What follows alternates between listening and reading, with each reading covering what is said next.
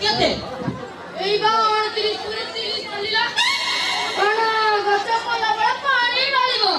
বাপা টঙ্কা দিও মু সেই টঙ্কারে YouTube চ্যানেল খোলিবি রিলস ভিডিও পাই শুটিং সেট আনি বসাইবি বাপা এଥିରୁ କିଛି ରୋଜଗାର ହେଲେ ଯାଇ ଗୋଟିଏ ହର୍ନେଟ ଆଣିବି ଆଉ କାରଣ ଜାଣିଛ কেনে কো পুলিশ କାରଣ ମୋ ସୁକ୍ରିର ଗୋଟିଏ ଜି ଯେତେ ପର୍ଯ୍ୟନ୍ତ ହର୍ନେଟ ଆଣିନ ତାର ପର୍ଯ୍ୟନ୍ତ ଯାଉ ତ ବାହା ହବନି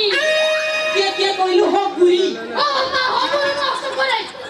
বা রাগ না মু ভাবিলি তো না হগুরা ଆଉ ସେ ଲେଗିଆଟିସ୍ଟା ହଗୁରି ହো হো হো ସେ ଏବେ କୋଉଠି ଅଛି ଟିକେ ତାକୁ ଡାକି ବାପା ସେବେ ବହୁତ ବିଜି ଏକାଧିକ ଚ୍ୟାନେଲ ପାଇଁ କାମ କରୁଛି ବାପା ସେ ମୋତେ କଥା ଦେଇଛି ଯେତେବେଳେ ମୁଁ ସବୁ ସେଟଅପ୍ କରିଦେବି ସେ ମୋ ଚ୍ୟାନେଲରେ ଆସି କାମ କରିବ ଆଉ ସିଏ ମୁଁ ଏକାଠି ମିଶି ରିଲ୍ସ କରିବୁ ଆଉ ସୋସିଆଲ ମିଡିଆରେ ଭାଇରାଲ କରିବୁ ଆଉ ବାପା ବାପା ଡାକୁନୁ ତମେ ଯେତେବେଳେ କହୁଛ ଡାକିଦବ ହ୍ୟାଲୋ ସୁକୁରି ତୁ ଏବେ କୋଉଠି ଅଛୁ ଟିକେ ଆମ ଘରକୁ ଆସିବୁ କାରଣ ଆସିବୁ ହେଲେ ଆମ ବାପାକୁ ଟିକେ ଲମ୍ବା କେ ନମସ୍କାର କରିଦେବୁ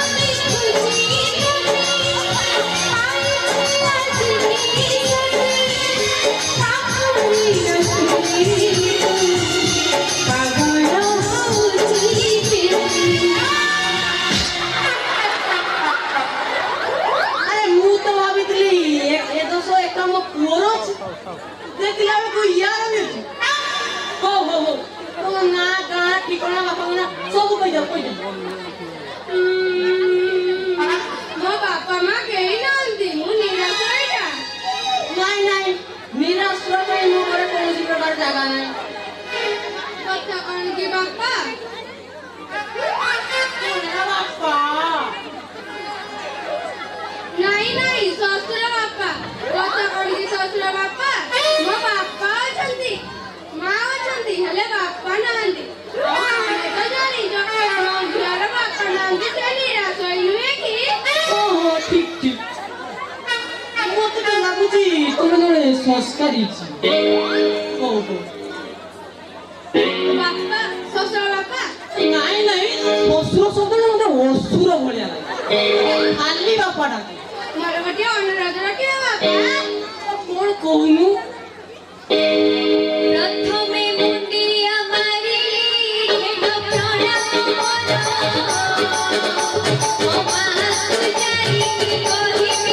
ତମେ ବାପା ଶ୍ୱଶୁର ଶୁଣ ଶୁଣ ବାପା ଶ୍ୱଶୁର ମୋର ଦି ଗୁଣର ଖଣ୍ଡ କପାଲିର ଗାଡ଼ି ଅଟେ ପ୍ରିୟ ମୋହର କୋଉ ସଭା ଖାଇଛି ଏବେ ତୁ କଣ ତୋ ମା ମୋ ପାଖରେ ଟଙ୍କା ରଖି ଦେଇଥିଲା ଆରେ କି ଯୁଗ ହେଲା ରେ ବାବା ଇଏ ପୁଅ ଘର ଲୋକ ଡିମାଣ୍ଡ କରୁଥିଲେ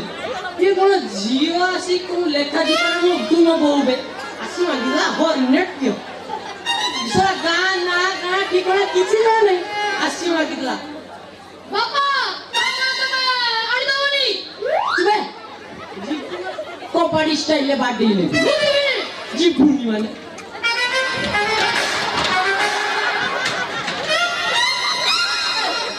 କିଆ ଲଗାଇ ଯାଅ